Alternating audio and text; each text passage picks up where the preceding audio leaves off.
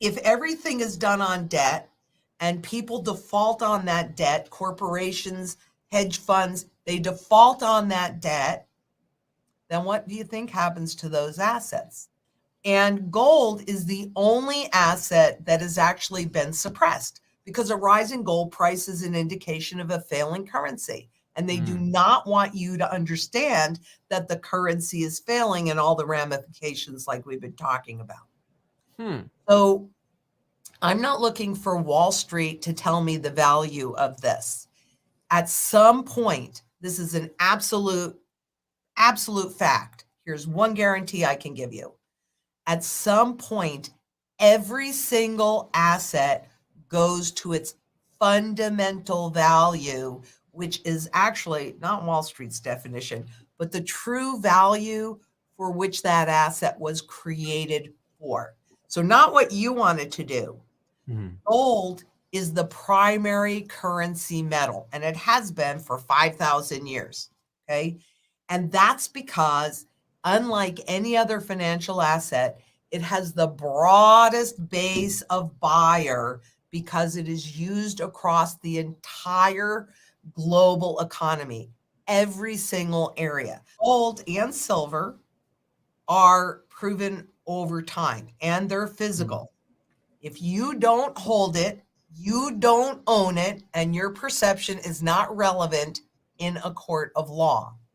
Plus, all of those other assets that we talked about have limitations on where they are used. These don't. These are used in every single aspect of the global economy. They therefore have the broadest base of demand, and they've never gone to zero. Fiat currencies always go to zero. And silver is ridiculous at 26 or 25 bucks an ounce. It's ridiculous because they had to change the prospectus on SLV because they could not get silver to create the baskets to create the shares. So if you read the prospectus, it tells you, yeah, it doesn't have to really reflect the true price. It's just going to mimic whatever the spot is. Yeah. So, if it's intangible, you could create as much of it as you want, especially if it benefits the powers that be. But with this stuff, no, there's a finite amount of it. And when it's coming off the market, it's not going back on the market again. And so even the choices that we used to have, we don't have them anymore. Okay, first of all, since 100% of the time, all assets go to the fundamental value, you have to determine what that fundamental value is. And I could tell you on a minimum basis, because this is how they reset a currency is against gold as the primary currency metal, that the minimum that it would go to if they did the reset today, because I just ran these numbers a couple weeks ago, would be $13,500 per ounce. Okay, so with spot at like 19 whatever, 100, yeah, huge bargain. So I do not care about the daily fluctuations because I am not a trader. Just like the Queen of England, and this may make you laugh, but the Queen of England does not even know how much her crown jewels are and her gold is, because it doesn't matter. They always have value. And the more of this funny money that gets printed, the higher that number goes. So if you look at what happened in Venezuela, who has done an overnight reset so far 3 times, that's usually about how many times that happens as a currency is going through hyperinflation. But it can certainly happen more, or it can certainly happen less. But overnight, after they suppressed it, it went up over 3,500%. Food, water, energy, security, barterability, wealth preservation, community, and shelter. So that is what I convert these things that I earn into, with my biggest allocation to gold.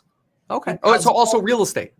Oh yes, definitely. I mean, but not investment real estate.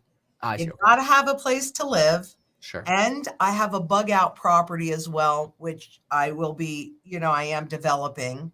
So there is a time, because I've also studied what happens to real estate during these periods of time. Right now, it is severely overvalued. And Mm.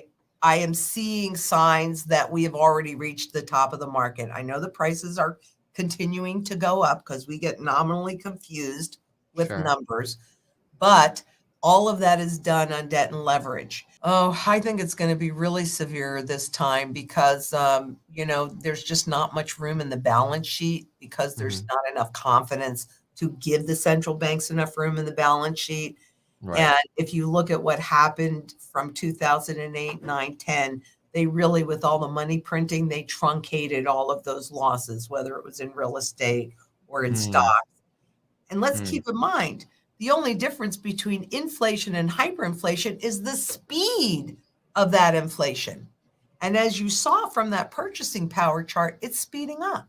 Well, inflation in and of itself is a fiat money phenomenon. It's Mm. not a monetary phenomenon, right? Okay. So if they can keep that rate, like you saw on that chart, it looked actually, when you scrolled out, it looked like it wasn't moving at all, right? But when Sure. you Sure. then zoomed in, you could see that, yes, it continued to decline.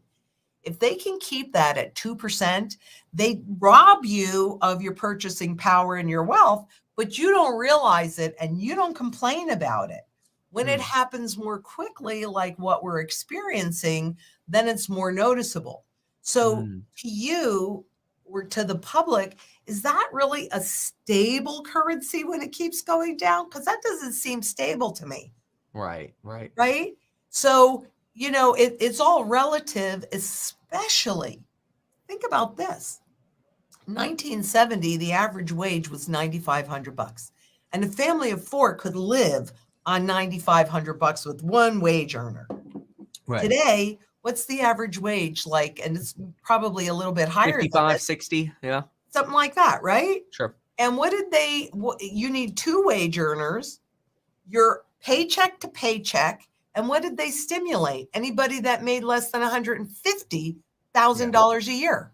And I Right. could tell you, because I was there in the 70s, if you Mhm. made 150 grand, you were really, really rich. The inflation is running way hotter than the increase in the wages. So no, a tree does not grow to the moon from the earth. And there are limitations to how high they can raise that prices before people. Right now, people have to make a choice between putting gas in your car or food on the table. A lot of people, unfortunately, have to make that choice.